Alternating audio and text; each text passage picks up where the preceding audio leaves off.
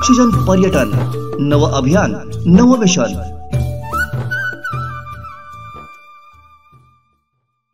नमस्कार. कोकणचं नंबर 1 महाचॅनल कोकण सात लाईव्हच्या या विशेष मुलाखत मालिकेत आपलं स्वागत.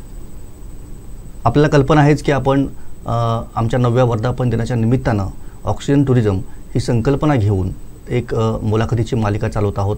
आणि त्याच पद्धतीनं ऑक्सिजन टुरिझम म्हणजे फक्त बाहेरचा ऑक्सिजन असं नव्हे, तर आपण ज्या घरात राहतो घराची व्यवस्था कशी असावी, घरामध्ये किती ठिकाणी दारं खिडक्या असाव्यात किंवा कशा पद्धतीनं त्याचं वायुविजन व्हावं, या सगळ्या गोष्टीवर आपण बारकाईनं लक्ष देत आहोत. आणि त्यासाठी चर्चा करण्यासाठी आपल्यासोबत आज दर्शना देसाई मॅडम आहेत, ज्या अतिशय चांगल्या पद्धतीनं नाशिकमध्ये काम करत आहेत, पण त्या कोकणच्या कन्या आहेत.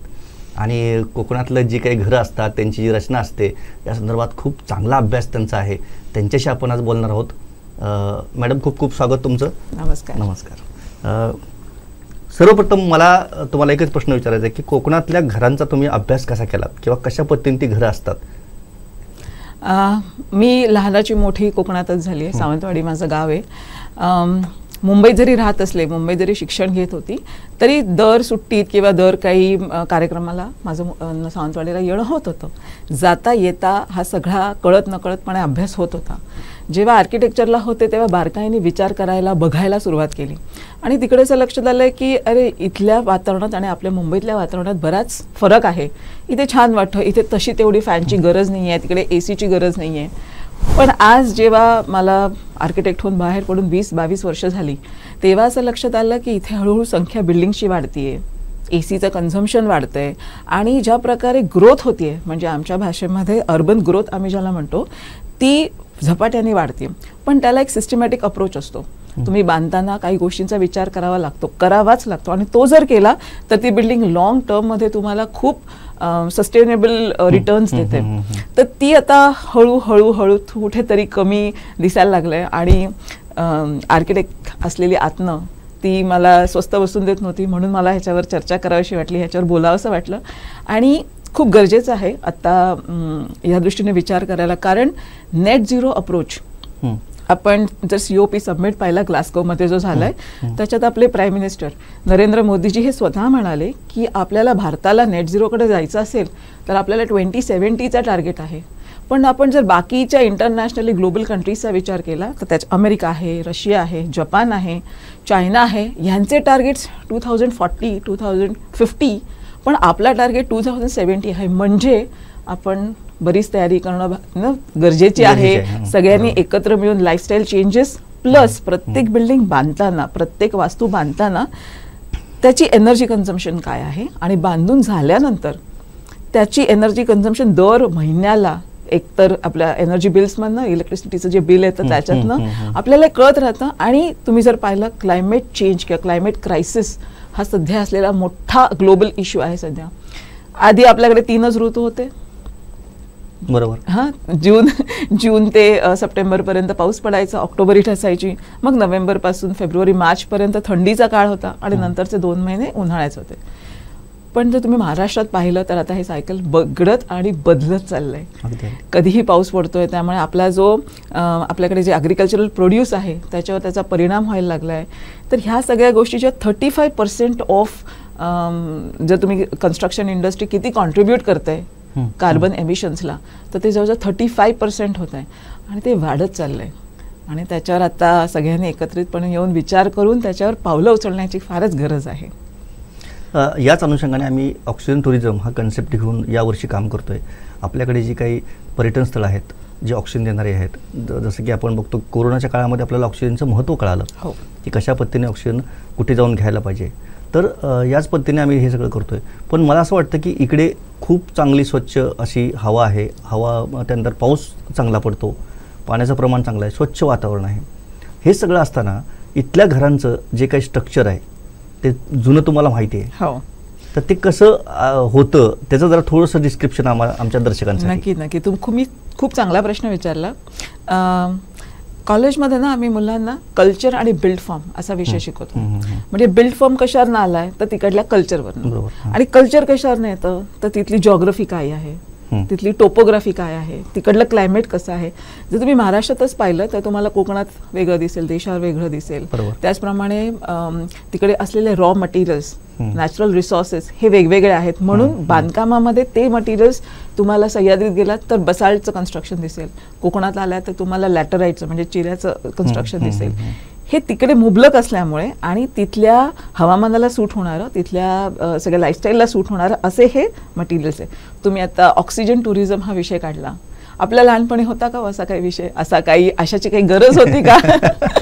तुम्ही जर मुंबईत दादरला वगैरे पाहिलं तर तुम्हाला आजकाल व्हॅन्स दिसेल किंवा स्टेशनच्या बाहेर. नाशिकला सुद्धा अशी व्हॅन आहे की जिकडे झाडं लावलेली आहेत आणि तुम्ही तिकडे 15 मिनिटं, अर्धा तास काही पैसे मोजायचे आणि ऑक्सिजन घ्यायचं. म्हणजे जे आपल्याकडे निसर्गात मुबलक प्रमाणात अवेलेबल आहे, आज आपल्याला जे पैसे देऊन आपल्या शरीराला बेनिफिशियल होणार. मला वाटतं तुळशी झाडं तिकडे खूप आहेत. तर हे करावं लागतं. ह्याचा अर्थ आपण कुठेतरी निसर्गाला अनुरूप बांधकाम करत नाही आहोत, आपली लाईफस्टाईल तशी नाहीये. आपण 21व्या शतकाकडे नवीन नवीन एका पावलाने टेक्नॉलॉजीला हातात धरत पुढे पुढे चाललोय. पण आपल्याकडे जे नैसर्गिक आहे त्याला जर आपण जपून नाही ठेवलं तर ऑक्सिजनची आता टुरिझम तर आहे, पण आता प्रत्येक गल्लीमध्ये आणि प्रत्येक बोळ्यामध्ये तुम्हाला हे असे व्हॅन्स म्हणा किंवा काहीतरी त्याची सोय करावी लागेल. झाडं कमी होत आहेत. मी तुम्हाला एक फिनलंडचं उदाहरण देईन. फिनलंडला लेक्सचं शहर म्हणून म्हटलं जातं आणि तिथे भरपूर झाडं लावलेली आहेत. गव्हर्नमेंटने तिकडे असा नियम केलेला आहे, जर तुम्ही तुमच्या कन्स्ट्रक्शनसाठी, बांधकामासाठी जर 5 झाडं तोडायची असतील तुम्हाला काही कारणास्तव, तर तुम्हाला तिकडे 15 झाडं लावावी लागतात. आणि जोपर्यंत तुम्ही आधी लावत नाही तोपर्यंत तुम्हाला बांधकामाची परमिशन मिळत नाही. असे जेव्हा पॉलिसी लेवलला डिसिजन्स होतात तेव्हाच आमूलाग्र बदल होऊ शकतो. आपल्या कुठल्याही चौपदरीकरणामध्ये ती झाडं तो नियम पाळलेला नाही. हा खूपच गरजेचा नियम आहे, कारण एक झाड वाढायला आणि त्याचं ऑक्सिजन आणि कार्बन डायऑक्साईडचे जे सायकल आहे ते त्याचं सायकल सुरू राहण्यासाठी कमीत कमी तुम्ही 5 ते 10 वर्ष पकडा. आपल्याला तोडायला 10 मिनिटं लागतात, पण ते उगवायला झाड आणि त्याचा जो एन्व्हायरमेंटमध्ये रोल प्ले करतो तो खूपच मोठा आहे. तर ही ऑक्सिजन टुरिझमची कल्पना चांगली आहे, तुम्ही खूपच चांगली सुरुवात केलेली आहे. पण कन्स्ट्रक्शन इंडस्ट्रीने आज खूप डोळसपणे बघण्याची गरज आहे. आपल्याकडे पूर्वी सारवलेलं जमीन होती, आता टाईल झाल्यात, सिरॅमिक टाईल झाल्यात, आपल्याला मेंटेनन्ससाठी चांगल्या आहेत सगळ्यात. पण पूर्वीच्या घरात AC लावायला लागायचं नाही. तुमची कन्स्ट्रक्शनसाठी जी व्हर्टिकल ॲडॉब वॉल्स म्हणतो आम्ही, माती जी मिळते नदीच्या काठची त्याचीच तुम्ही मोल्ड बनवून त्याच्यामध्ये ब्रिक्स टाकून आपण ते बनवत होतो, त्याचा मड प्लास्टर करायचो. त्याच्यामुळे वातावरण कंट्रोलमध्ये राहायचं, वातावरण इन द सेन्स टेम्परेचर कंट्रोलमध्ये राहायचं, आतलं वातावरण. तर ह्या ज्या सगळ्या गोष्टी आहेत, ह्या नवीन टेक्नॉलॉजी आहे आपल्याकडे, तर ह्या दोघांना पकडून हातात घेऊन आपल्याला आता पुढे जायचं आहे. पूर्वीचं बांधकाम ज्याला आपण एन्शियंट विजडम म्हणतो, की काळाने काळ प्रत्येक माणसाने त्याच्यावर काम करून, तिकडल्या माणसाने त्याच्यावर काम करून ती पद्धती शोधून काढलेल्या आहेत. आज आपण फक्त त्या दिसायला छान नाही आहेत किंवा मेंटेनन्ससाठी सोप्या नाही आहेत म्हणून आपण त्या डिस्कार्ड करून टाकतो, किंवा ते प्रशस्त वाटत नाहीये, थोडासा देखावा करण्यात कमी पडता येते म्हणून आपण त्याला सरळ कालबाह्य करून टाकलंय. तसं करून चालणार नाही. आपल्याला त्याच गोष्टी विथ टेक्नॉलॉजिकल ट्विस्ट अशा काढून जर अडॉप्ट केल्या. आपल्याकडे बांबू नावाचा जो छान इको फ्रेंडली मटेरियल आहे त्याला फायबर फॉर्ममध्ये, त्याला पॅनल्स फॉर्ममध्ये जर आपण वापरलं, आजकाल नाशिकमध्ये चांगलं एक्सपेरिमेंटेशन चाललंय. तुम्हाला तुमच्या फाउंडेशनमध्ये जर बांबू इन्स्टेड ऑफ स्टील, त्याला आम्ही ग्रीन स्टील म्हणतो, तर ते वापरून कन्स्ट्रक्शन केलेल्याचे एक्सपेरिमेंटेशन्स तुम्हाला दिसतात. तर जोपर्यंत आपण हा मोड बदलत नाही तोपर्यंत. पण ते स्टीलच्या तुलनेत किती मजबूत असतात? तुम्हाला त्याचं कॉम्प्रेशन आणि तुम्हाला स्टडी करावं लागतं आणि त्याच्याप्रमाणे तुम्हाला स्ट्रक्चरल इंजिनियर आणि आर्किटेक्ट एकत्र बसून त्याचा प्लॅन करावा लागतो. तुम्हाला कम्प्लीट शिफ्ट नाही करता येणार. तर तुम्हाला 20%, 30% आणि हळूहळू 60% तुमची अख्ख्या बिल्डिंगची निर्मिती कशी आहे, तुम्ही किती फ्लोर हाय जाणार आहात, त्याप्रमाणे त्याचं ठरलं जातं. पण हा विचार येणं, त्याच्यावर इम्प्लिमेंटेशन करणं, ही सुरुवात करण्याची आता गरज आहे. मला एक प्रश्न तुम्हाला विचारायचा आहे की तुम्ही आता सांगितलं की कशा पद्धतीने इकडे ज्या पद्धतीनं घरं व्हायची, जांबा खडक इकडे दगड वापरला जायचा आणि या सगळ्या गोष्टी. एकच गोष्ट आहे की ह्या सगळ्या गोष्टीचं डॉक्युमेंटेशन फार गरजेचं असतं आणि ते झालंय का? कारण तुम्ही अभ्यास केला या सगळ्या क्षेत्रामध्ये आणि ते या पिढीकडनं त्या पिढीकडे ज्ञान जाणार कसं नव्या पिढीकडे? आता मी तुम्हाला सावंतवाडीचं उदाहरण देते. दर 2 वर्षांनी किंवा दर 4 वर्षांनी प्रत्येक वेळेला तुम्ही आलात, म्हणजे मी जेव्हा इथे येते तेव्हा मी बघते की अरे नवीन बिल्डिंग्स उभ्या राहिलेल्या आहेत. तर बिल्डिंग बायलॉज प्रमाणे सेटबॅक नावाचा विषय असतो की कंपाऊंड वॉलपासून तुमची किती पाहिजे तुमच्या प्रिमायसेसमध्ये सेटबॅक सोडलेला, फ्रंटचा ठरलेला असतो, बॅक साईड रिअरचा ठरलेला असतो आणि साईडचा ठरलेला असतो, की प्रत्येक फ्लॅटला तिकडे लाईट आणि व्हेंटिलेशन हे मिळायलाच पाहिजे. तर हा जो बेसिक अभ्यास आहे तो वापरून बिल्डिंग्स केल्या पाहिजेत. आणि अशा पद्धतीने बिल्डिंग्स केल्या नाहीत तर आतल्या ज्या जागा असतात, आतल्या पूर्वी आपल्याकडे वाडा कल्चर होतं ज्याच्यामध्ये कोर्टयार्ड्स असायचे मध्यस्थानी आणि त्याच्या बाजूला रूम्स असायचे. म्हणजे तुम्ही जर रचना पाहिली तर मधली जी रूम आहे त्याला बाहेरनं सुद्धा या खिडकीतनं हवा मिळते आणि कोर्टयार्डमधनं सुद्धा मिळते. आता सगळा वावर माणसांचा, मोठं जॉईंट कुटुंब असायचं, 15, 20, 25 माणसांचं कुटुंब असायचं, सेंट्रली सगळ्या ऍक्टिव्हिटीज असायच्या. त्यामुळे कार्बन डायऑक्साईड आणि ऑक्सिजन हे जे सायकल आहे, जेव्हा CO2 वाढतं तेव्हा ते राईज होतं, हॉट एअर आणि बाहेर जातं. तर कोर्टयार्ड हा ब्रीदरचं काम करायचा. आता नवीन घरांमध्ये आपण फक्त डक्ट देतो, त्याच्यामध्ये आपल्या टॉयलेटची सगळी पाईप्स बाहेर काढले जातात आणि छोट्या छोट्या खिडक्या असतात. तर हे आत्ताही अचीव्ह करता येतं कारण व्हर्टिकल ग्रोथ ही होणार आहे, कारण मायग्रेशन होत आहे. रुरल एरियाजमधनं अर्बन एरियाजमध्ये लोक कामासाठी प्रवास करतायत, जागा लिमिटेड आहे शहरांमध्ये, त्यामुळे व्हर्टिकल ग्रोथ ही होणारच आहे. पण त्याच्यासाठी जर तुम्ही ह्याचा शास्त्रोक्त अभ्यास, आर्किटेक्चरला वास्तू हा विषय नाहीये पण एन्व्हायरमेंटल सायन्स नावाचा विषय, जिकडे प्रत्येक दिशाचं काय महत्व आहे, तुमचा सनपाट डायग्राम काय असतो, सूर्य जर उगवला तर तो पश्चिमेकडे कुठल्या डिरेक्शनने फिरतो ह्याचा अभ्यास होतो. प्रत्येक जागेचा लॅटिट्यूड लॉंगिट्यूडली जो डिफरन्स पडतो त्याच्यामुळे स्ट्रक्चर बदलत जातं. तर ह्याचा अभ्यास करून जर तुम्ही बांधकामं केली तर तुमचे प्रत्येक रूममध्ये सायकल्स पर आवर असतं. म्हणजे रूमची साईज डिसाईड करतं, त्याला ओपनिंग्स किती आहे ते डिसाईड करतं की तुम्हाला फ्रेश एअर किती पाहिजे त्या रूममध्ये माणसांना काम करायला. हा जो तुम्ही सांगितलात मुद्दा सूर्यप्रकाशाचा किंवा सूर्य कुठे उगवतो आणि कुठे मावळतो, हा थोडासा विस्तारित करून आम्हाला सांगा की कशा पद्धतीने हे काम करतं या सगळ्या वास्तूमध्ये. आता तुम्ही कुठल्याही माणसाला 8-1 तास ऑफिसची जागा लागते किंवा त्याची काम करण्याची जागा असते, तसेच 12-14 तास त्याच्या घरात तो जो त्याच्या बाकीच्या ऍक्टिव्हिटी, झोपण्याची किंवा सगळ्या ऍक्टिव्हिटीज होत राहतात. तर जेव्हा तो काम करत असतो त्याला मुबलक सनलाईट लागते. त्या सनलाईट त्याच्या वर्किंग डेस्कवर म्हणा किंवा जो काही वर्किंग एरिया आहे तिथे सगळीकडे आली पाहिजे. त्यामुळे तुम्ही जेव्हा रचना करत ऑफिसची तेव्हा प्रत्येक रूमला नॅचरल लाईट आणि व्हेंटिलेशन मिळते की नाही हे सगळ्यात गरजेचं आहे. आज आपण काय म्हणतोय, अरे जागा थोडीशी लहान आहे, नसेल मी आत घेईन माझं ऑफिस आणि त्याला AC लावीन, त्याला ट्यूबलाईट लावीन, मी त्याला फॅन लावीन. पण रिसर्च असं सांगतंय की माणसाचं आउटपुट जे आहे ते अशा वातावरणात जास्त तो परफॉर्म नाही करू शकत. त्याला जर नॅचरल लाईट आणि व्हेंटिलेशन मिळालं तर त्याचा कामाचा आउटपुट हा दुपटीने आहे. तर प्रत्येक वास्तूची तुम्ही रचना करताय तेव्हा आर्किटेक्टचं हे बेसिक काम आहे की तो बघतो की प्रत्येक लिव्हेबल एरियाला जिकडे माणूस वावरणारे, काम करणारे, फक्त स्टोरेजची जागा आहे तिकडे चालतं की तिकडे त्यांनी काही नाही प्रोव्हाइड केलं तर चालतं, त्याला फक्त व्हेंटिलेशन डक्ट्स दिले तर काम होतं. पण जिथे जिथे त्याचं वर्केबल एरिया आहे, आता हे शाळांसाठी पण खूप उपयोगी आहे की जे शाळेचे प्लॅन्स करतात तेव्हा प्रत्येकान मुलं 8 तास त्या वातावरणात राहतात. जशी जशी लाईट येत राहते, प्लस तुम्हाला वेस्टला ग्लेअर येतो, साऊथला ग्लेअर येतो, त्यामुळे तुम्हाला तिकडे छज्जाच काढावे लागतात की तुमची लाईट कट होते, तुम्हाला आत त्याचा त्रास होत नाही. आपल्याकडे कोकणात पाऊस खूप पडतो त्यामुळे तो विचार करून आपण स्लोपिंग रूफ्स देतो, पण ते पाणी घरात येऊ नये, ते बाहेरच्या बाहेर पडावं, त्याचं हे म्हणतात आपण रिझर्व्हॉयर किंवा कन्झर्वेशन.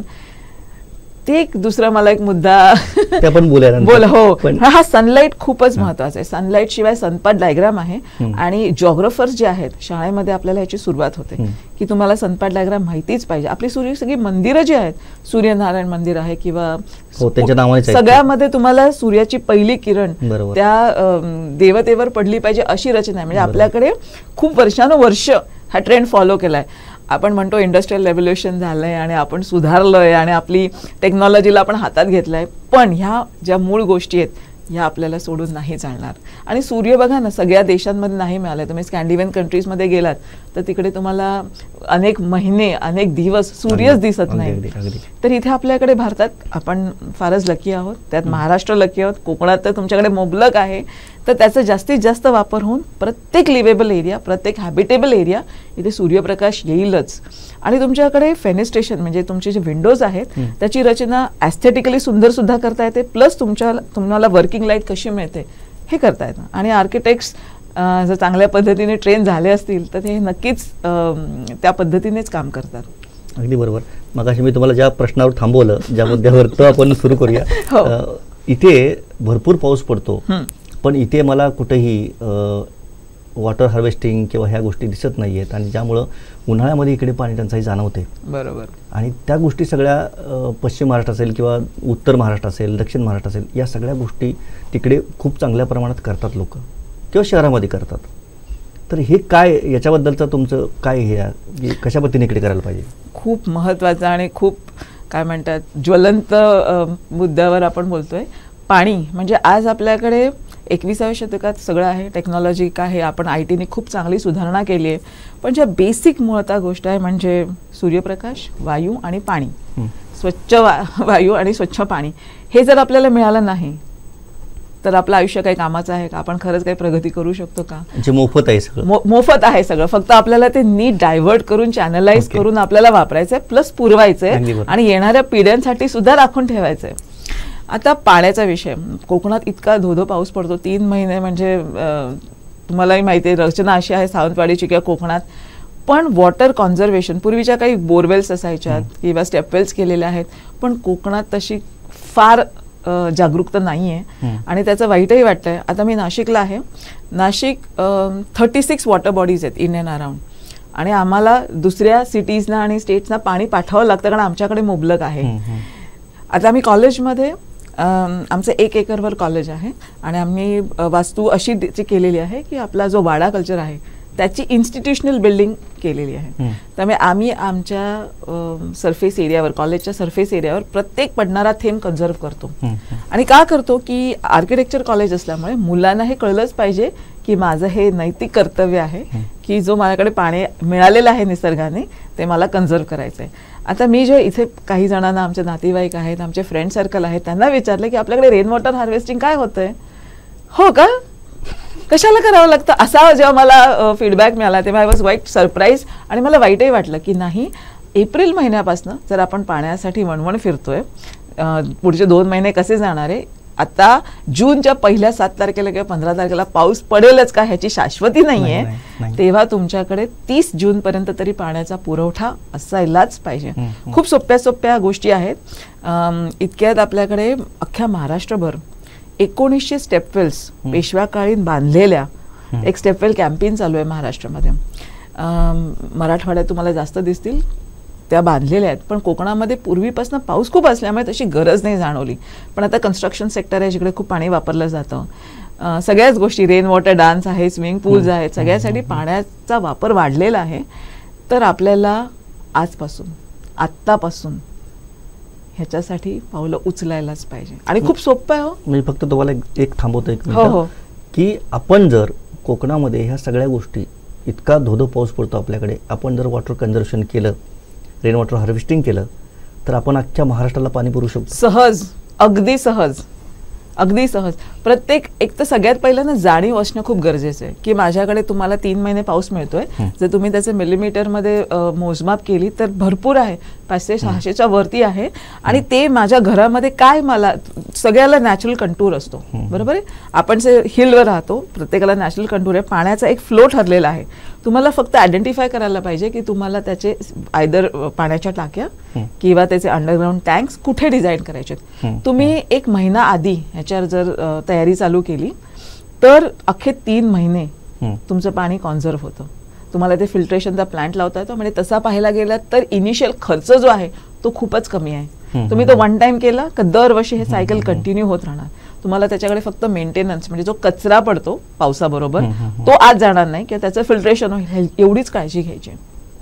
ह्याच्यासाठी आर्किटेक्चरला आम्ही साईट अनालिसिस नावाचा विषय घेतो की तुमची कन्स्ट्रक्शनची जी साईट घेता तेव्हा त्याचे नॅचरल स्लोप्स काय आहेत, त्याची उंच बाजू काय आहे, सखोल बाजू काय आहे, पाण्याचा नॅचरली फ्लो कसा असणार आहे. आणि तिथे तुम्हाला आयडेंटिफाय करून देतो की कुठे स्टेपवेल्स किंवा कुठेही तुमचे रिझर्वॉयर्स पाहिजेत. ते एकदा केलं की काम सोपं होतं. मला वाटतं फक्त जागृती कमी आहे. लोकांना नक्कीच आता जाणवायलाच लागलंय की आपण जर हे नाही केलं तर पुढच्या वर्षी मार्च पासूनच किंवा फेब्रुवारी पासूनच ही आरडाओरड चालू होईल. नाही, इथे आता एक गोष्ट मला नमूद करायला लागेल, कारण अंगणवाडीची आपली यात्रा जी होती सगळ्यात मोठी यात्रा असते, आणि त्यावेळेस जेव्हा आताचे पालकमंत्री आपले आहेत रवींद्र चव्हाण, त्यांनी एक चांगला निर्णय घेतला होता त्यावेळेस की मीटिंगमध्ये असं ठरलं की पाण्यासाठी तिथे पाण्याची व्यवस्था करायची, त्यासाठी पाण्याच्या टाक्या किंवा हे असं टँकर वगैरे हे सगळं करायचं. तर त्यांनी ते न करता ज्या विहिरी आहेत त्यांचं पुनर्भरण केलं, विहिरीमध्येच पाणी टाकलं. ज्या आहेत ना विहिरी तुमच्या गावामध्ये त्या भरल्या त्यांनी. जर मग आपण वॉटर कन्झर्वेशनमध्ये किंवा ह्या रेन वॉटर हार्वेस्टिंगच्या माध्यमातून जर गावातल्याच विहिरी आपण भरल्या तर आपल्याला ते वर्षभर पाणी पुरेल. नक्की नक्की. आता बघा, जेव्हा विहीर असते की नाही तेव्हा त्याच्या बाजूला थोडीशी जागा असते जिकडे पाणी झिरपत राहतं आतमध्ये आणि ते ग्राउंड वॉटर रिचार्ज करत असतं. आपण काय करतो, तिकडे कपडे धुतो, आपण तिकडे भांडी घासतो, त्यामुळे ते आपण पाणी पोल्यूट करतो. म्हणजे तुम्ही करू शकतात, पण तुम्ही त्याचं एक वेगळं त्याचं सीवेज डिस्पोजल असतं की तुम्ही वापरल्यानंतर साबणाचं पाणी परत विहिरीत नाही गेलं पाहिजे, किंवा तिकडे कॉन्क्रिटिंग करतात आजूबाजूला ते चांगलं दिसावं ही. तर ते जे करतात ना तिकडलं ग्राउंड वॉटर डिस्टर्ब नाही ना होणार आहे, कारण त्याला नॅचरल झरे असतात खालती, बरोबर. आणि खूप जण शेतीसाठी म्हणा किंवा त्यांच्या काही इतर गरजा असतात त्याच्यासाठी पाणी वापरत असतात, तेव्हा त्याच्या कपॅसिटीपेक्षा जास्त पाणी वापरतात. तर तुम्हाला काही पाणी कायम सोडून द्यावं लागतं, कारण ते रिचार्ज होत असतं. दुसरं, कचरा म्हणून जाता येतात तर ती विहीर वापरण्यात नसेल तर कचरा कुंडी म्हणून होऊन जाते. रॅपर्स आहेत म्हणा किंवा प्लास्टिकच्या पिशव्या आहेत, त्याचं रेग्युलर क्लिनिंग जर झालं, खूप बेसिक गोष्ट आहेत. आणि आपले पूर्वजांनी म्हणजे वर्षोदिवर्ष त्या सांभाळल्या आहेत. तुम्ही पाहिलं, आपली सगळ्या देवळांना बाजूला कुंड आहे, कारण पाण्याचं आपलं महत्त्व माहिती होतं, आणि म्हणून त्याचा पाठ म्हणूनच की लोकांनी त्याचं महत्त्व ओळखून त्याची पूजा करावी. म्हणूनच हे नंतरचे रिच्युअल झाले की आपण आत जायच्या आधी आपले पाय धुवायचे, हात नमस्कार करायचा आणि मग आत जायचं.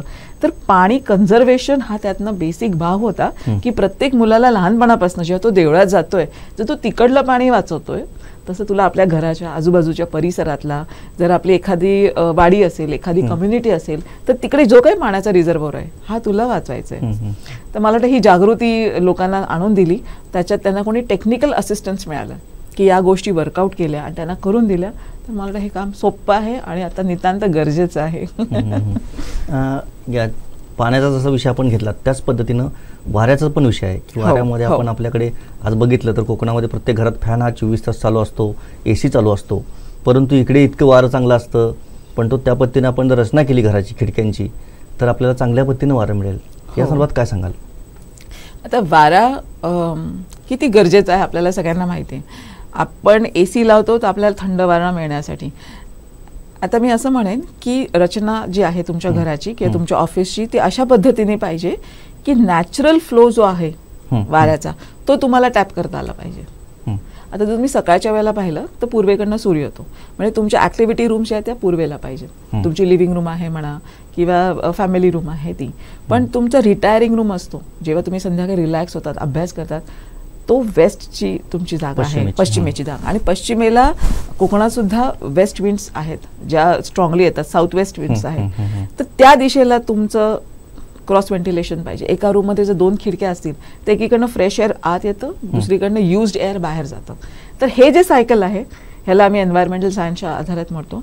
आमच्याकडे फर्स्ट इयरपासून मुलांना कंपल्सरी आहे की तुम्ही ह्या विषयाचं हे अभ्यास करा आणि तुमच्या डिझाईन जेव्हा तुम्ही करता आर्किटेक्चर डिझाईन, कारण 3.5 महिने मुलं एका प्रोजेक्टवर काम करतात, त्यामुळे ह्या मुलांना बाहेर जाऊन त्यांच्या 30, 40, 50 वर्षाच्या प्रॅक्टिसमध्ये अनेक घरं बांधायचे आहेत, अनेक बिल्डिंग्स बांधायचे आहेत.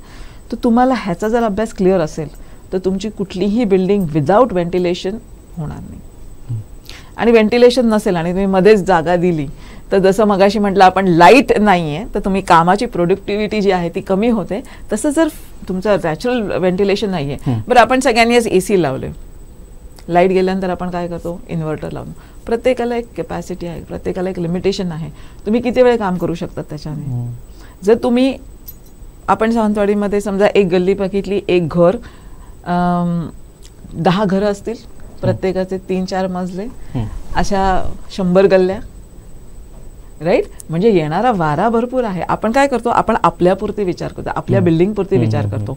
ती जर बिल्डिंग एका सर्टन अँगलला टिल्ट केली आणि तुम्ही डायरेक्शनचा फायदा करून घेतलात तर तुम्हाला AC लावायचीही गरज नाही. तुम्ही पाहिलं दिवसभर आपल्याला तापलेलं असतं, संध्याकाळच्या वेळेला टेम्परेचर डाऊन होतं आणि तेव्हा तुम्ही पाण्याच्या वॉटर बॉडीज बाजूला ठेवल्या तर ती थंड हवा येते तुमच्या रूममध्ये. तुम्हाला ब्लँकेट घेऊन झोपावं लागेल, ACचं फार दूरची गोष्ट आहे. तसंच काही छान टेक्निक्स आहेत, त्याला मी कॅव्हिटी वॉल म्हणतो किंवा रॅट ट्रॅप बॉन्ड म्हणतो. कॅव्हिटी वॉल म्हणजे काय, ज्या बाजूला साऊथ साईडला खूप ऊन आहे तिकडे डबल लेअरिंग द्यायचं वॉलचं आणि त्याच्यामध्ये कॅव्हिटी ठेवायची, मध्ये गॅप ठेवायची. म्हणजे बाय द टाइम तुमचं सकाळी ऊन येतं ती भिंत तापते, पण तिकडनं हीट आत ट्रान्सफर व्हायला अजून 2-3 तास लागतात. त्यामुळे त्या बाजूची भिंत तापतच नाही किंवा कमी तापते आणि ती तापेपर्यंत संध्याकाळ झालेली असते, ऊन खालती आलेलं असतं. त्यामुळे तुम्हाला त्या रूममध्ये ना ACची गरज लागत, फॅन लागतं कारण माणसं वावरत असतात, तर कमी ह्याच्यावर फॅन ठेवला तरी तुम्हाला लिव्हेबल स्पेस होऊन जाते. तर ह्या गोष्टींकडे जागरूक करणं ॲज अ क्लायंट, म्हणजे मला जर माझं घर बांधायचं आहे तर मी आर्किटेक्टला हा प्रश्न विचारला पाहिजे की माझ्या प्रत्येक रूममध्ये किती लाईट येत आहे, किती व्हेंटिलेशन येत आहे.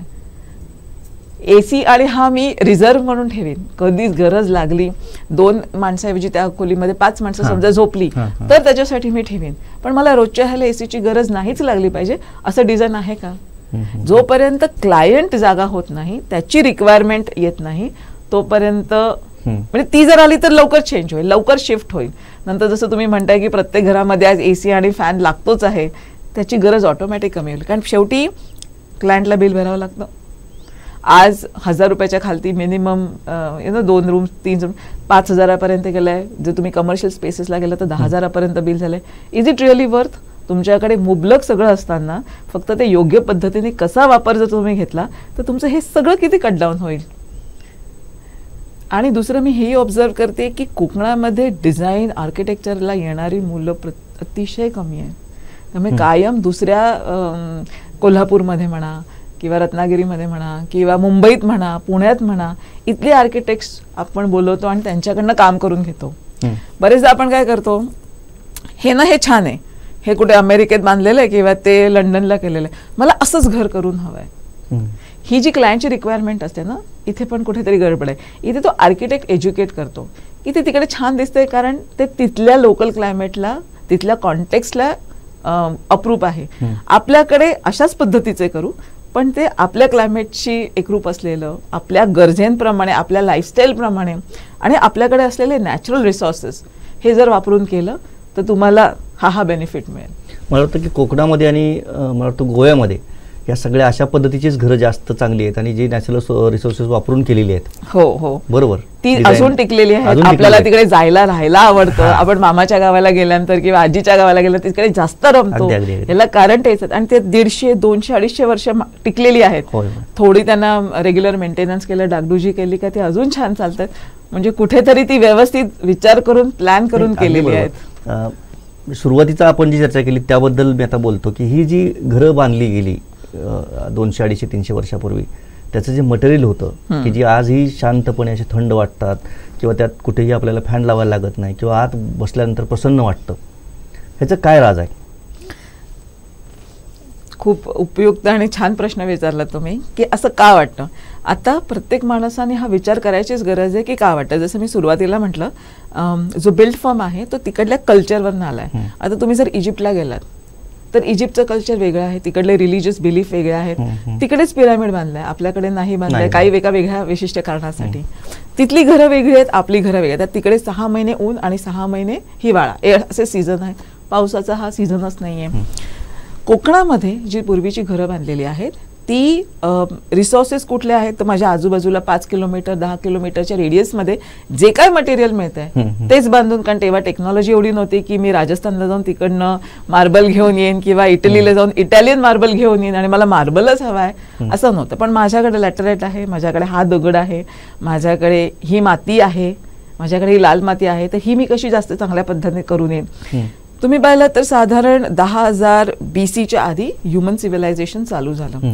नंतर हळूहळू अग्रिकल्चरल रेव्होल्युशन आलं. नंतर माणूस जेव्हा शेतीची सुरुवात झाली ते एका जागी स्थिर झाला. मग त्याला घराची शेल्टरची गरज वाटली की क्लायमेटपासनं वाईल्ड ॲनिमल्सपासनं किंवा इतर सिक्युरिटीसाठी तो घर बांधायला लागला. मग घर बांधताना त्यांनी काय विचार केला की माझ्या आजूबाजूला काय आहे, मी ते वापरूनच घर केलं तर मला ते जास्त सोयीचं पडेल, मला कमी कष्टाने बांधता येईल. आणि त्याच्यात मग प्रगती होत गेली. म्हणजे 200, 400, 500, हजारो वर्षांची प्रगती.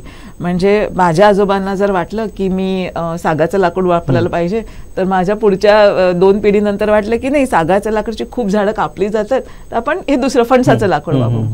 तर असं एन्शंट विजडम आलेलं आहे जे वर्षोनिवर्ष ट्रायल अँड एरर करून आलेलं आहे. तर तेव्हा आर्किटेक्ट्स नव्हते, तेव्हा आर्किटेक्चर कॉलेजेस नव्हते, काही 5 वर्षाचं शिक्षणही नव्हतं, तरी अशी चांगली घरं का बांधली गेलेत?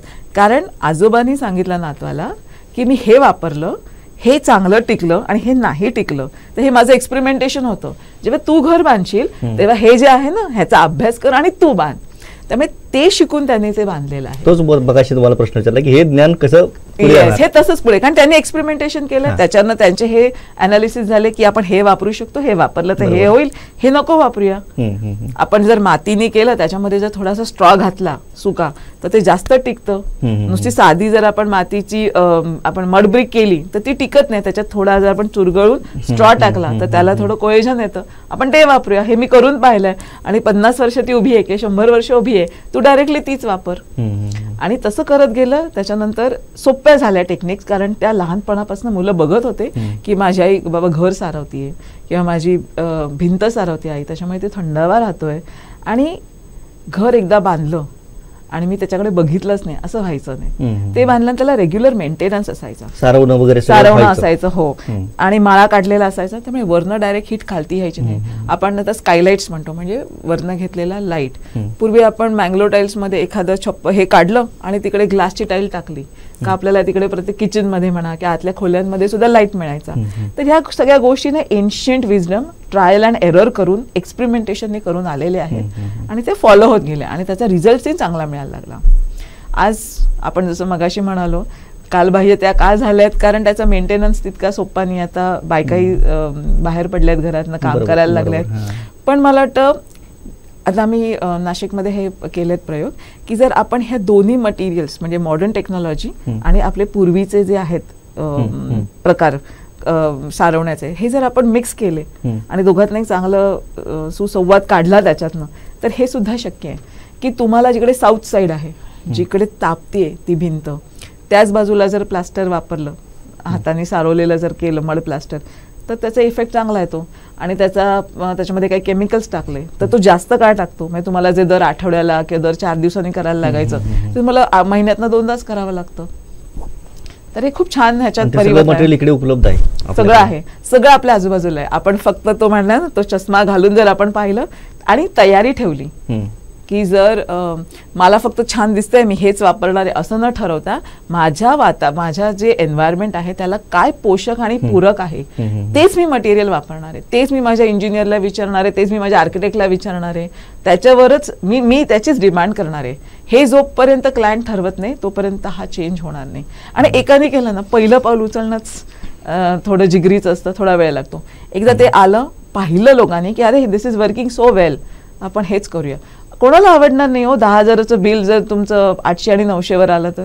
ते बरोबर नाही. आता अलीकडे काय झालं, पर्यटनाच्या क्षेत्रामध्ये असे काही प्रयोग होत आहेत की मातीची घरं, मातीच्या त्या ह्याच्यामध्ये तुम्हाला राहायला देतात ते, आणि तिकडे 1-2 दिवस जाऊन राहतात पर्यटक.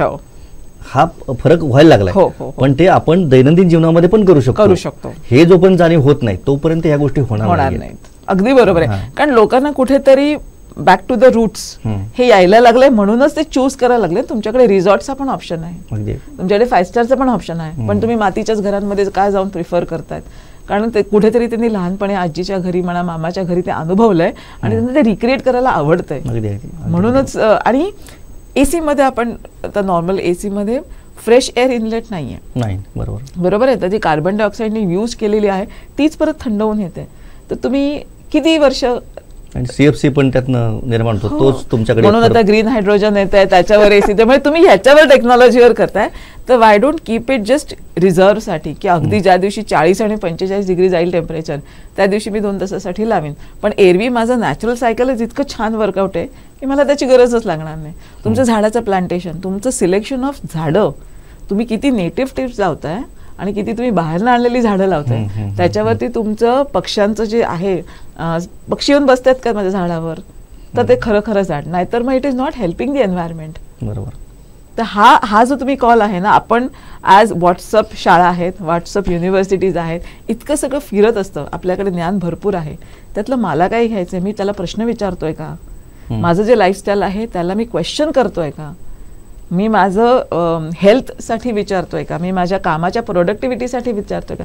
जोपर्यंत हा प्रत्येक माणूस प्रश्न विचारत नाही स्वतःला, आणि कधी विचारल्यानंतर समोरनं त्याला जे सर्व्हिसेस मिळतात, AC वाला कन्सल्टंट त्याला विचारतोय का, इंजिनियरला विचारतोय का, जो कोणी आहे त्याच्या रेंजमध्ये त्याला विचारत नाही ना, तोपर्यंत त्याला अशा प्रकारची घर येतील. पण जर तो जागरूक राहिला आणि मला असंच घर हवंय, तरच मी तुला हवं ते मी तुझी फी देईन, कन्सल्टन्सी घेईन तुझ्याकडनं आणि काम करेन, तर वन्स ही डज इट, त्याला लाईफ टाईम त्याचे बेनिफिट्स आहे.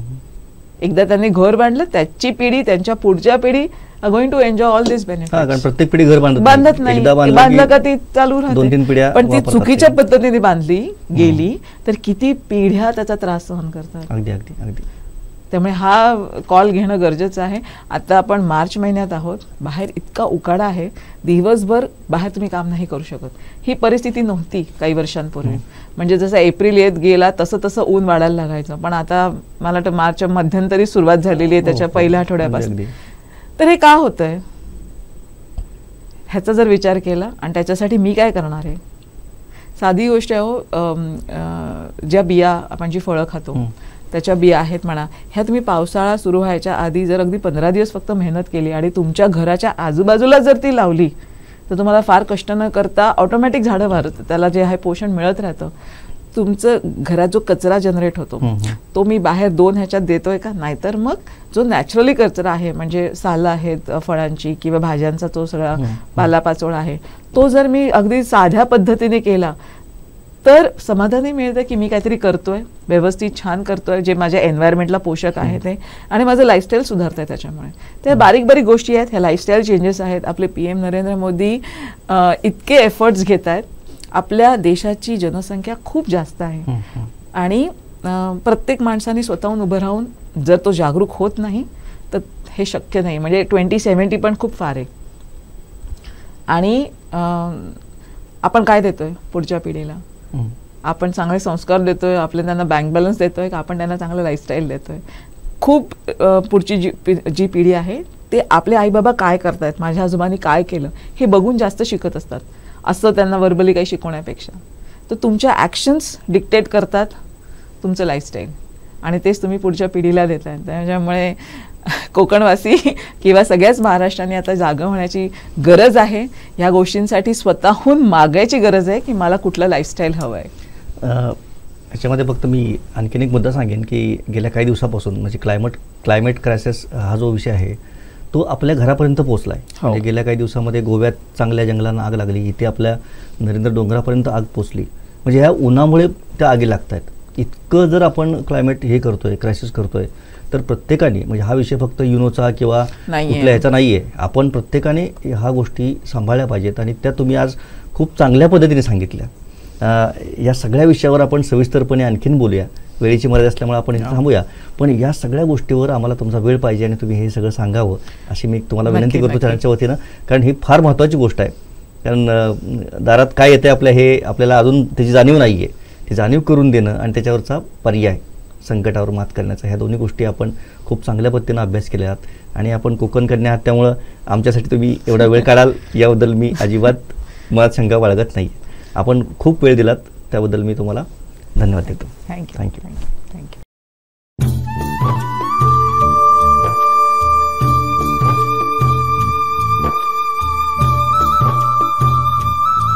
ऑक्सिजन पर्यटन, नव अभियान, नव मिशन.